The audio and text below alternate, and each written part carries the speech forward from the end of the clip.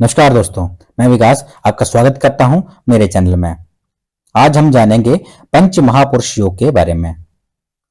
तो जन्म कुंडली में बनने वाले योग ही व्यक्ति की मंजिल निर्धारित करते हैं। जन्म कुंडली में अगर कोई विशेष राजयोग बनता है तो उस व्यक्ति को समाज में विशेष मान सम्मान दिलाता है और कुयोग व्यक्ति के पतन का कारण बनते हैं। जन्म कुंडली में साधारण योग जैसे बुध आदित्य योग आदि हर दूसरे या तीसरे व्यक्ति कुंडली में देखने को मिलता है, पर राजयोगों की श्रेणी में अति विशिष्ट राजयोग जैसे पंच महापुरुष राजयोग कम ही देखने को मिलते हैं। जिन व्यक्तियों की कुंडली में पंच महापुरुष जैसे अति विशेष राजयोग बनता है वे उच्च प्रशासनिक पद, मंत्री पद, न्यायमूर्ति, सफल उद्योगपति, महान खिलाड़ी या फिर फिल्मी कलाकार आदि बनकर सफल जीवन शांतिपूर्वक व्यतीत करते हैं। जब किसी की जन्म कुंडली में मंगल, बुध, बृहस्पति, शुक्र या शनि इनमें से कोई भी ग्रह उच्च स्वराशि मूल त्रिकोण का विशेष बलवान होकर केंद्र में बैठ जाए तो पंच महापुरुष राजयोग बनता है। सर्वश्रेष्ठ योग उच्च राशि में, उससे कम बली मूल त्रिकोण राशि में व उससे भी कम बली स्वराशि में बनता है। मंगल के द्वारा रोचक नाम का पंच महापुरुष योग, बुध के द्वारा भद्र महापुरुष राजयोग, बृहस्पति के द्वारा हंस महापुरुष राजयोग, शुक्र से मालव्य और शनि के द्वारा शश नामक पंच महापुरुष राजयोग जो है वो बनता है। जन्म कुंडली में एक से अधिक पंच महापुरुष योग भी हो सकते हैं।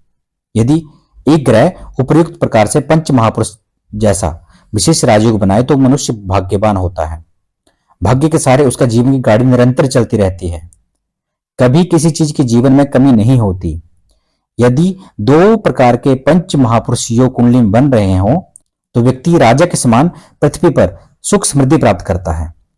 इसी प्रकार तीन या तीन से अधिक राजयोग हो तो व्यक्ति जीवन में सर्वोच्च पद प्रतिष्ठा, मान सम्मान प्राप्त कर महान हस्तियों की श्रेणी में आता है। ज्योतिष के प्राचीन ग्रंथ ऐसे विलक्षण व्यक्तियों को राज्य से भी ऊपर चक्रवर्ती सम्राट का दर्जा देते हैं। ये योग लग्न कुंडली के साथ साथ चंद्र कुंडली में भी बनते हैं, ठीक है, जो विशेष फलदायी माने जाते हैं। हम कुंडली के साहित्य शेष को तो अच्छे से समझते हैं।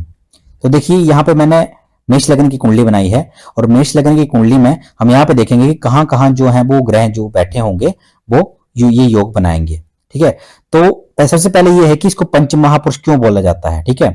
तो पंच महापुरुष इसलिए बोला जाता है क्योंकि इसमें मुख्यतः 5 ग्रहों के कारण ये निर्मित होता है, ठीक है।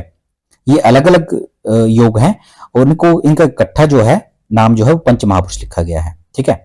क्योंकि पंच महापुरुष इसलिए बोला गया है इनको क्योंकि जो महापुरुष हैं, महापुरुष इसमें किसको बोला गया है, जो ग्रह हैं, ठीक है। तो ग्रह कौन कौन से हैं, मंगल, बुध, बृहस्पति, शुक्र और शनि, ये पांचों के पांचों ग्रह जो हैं वो ये पंच महापुरुष राजयोग बनाते हैं, ठीक है। तो जैसे मंगल है तो मंगल क्या बनाएगा, रोचक रोचक रोचक नाम का महापुरुष योग, ठीक है।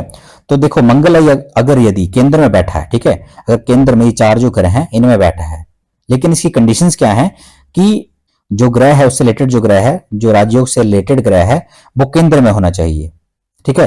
केंद्र में कैसे होना चाहिए, या तो वो अपनी राशि में हो या अपनी उच्च राशि में हो या फिर त्रिकोण मूल त्रिकोण राशियों का स्वामी होकर केंद्र में बैठे। जैसे मान लो कि जैसे ये पहला भाव है तो पहला भाव जो है मूल त्रिकोण में भी आता है और केंद्र में भी आता है, ठीक है।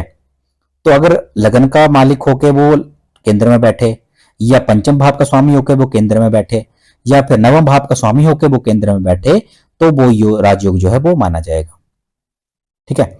वैसे ही बुध की स्थिति भी वैसी ही होनी चाहिए कि केंद्र में विराजमान होना चाहिए, क्योंकि बुध से आपको भद्र नाम का जो है वो पंच महापुरुष योग जो आपको मिलेगा।